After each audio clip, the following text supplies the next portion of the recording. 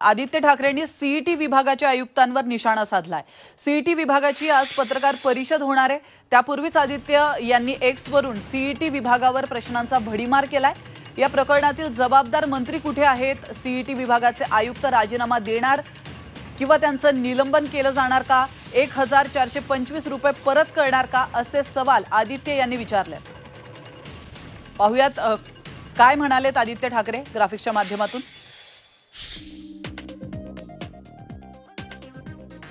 प्रश्नपत्रिकेत 54 चुका का झाल्या? पेपर सेट करताना एवढ्या चुका करणारी मंडळी कोण होती? विद्यार्थ्यांना उत्तरपत्रिका देणार का? आणि या प्रकरणामध्ये कोणता धोका लपवला जातोय? विद्यार्थ्यांना टक्केवारी शिवाय गुणांची माहिती देणार का? या प्रकरणातील जबाबदार मंत्री कुठे आहेत? 1425 रुपये परत करणार का? सीईटी विभागाचे आयुक्त राजीनामा देणार किंवा त्यांचं निलंबन केलं जाणार का? असे प्रश्न ट्विटच्या माध्यमातून आदित्य ठाकरेंनी विचारले।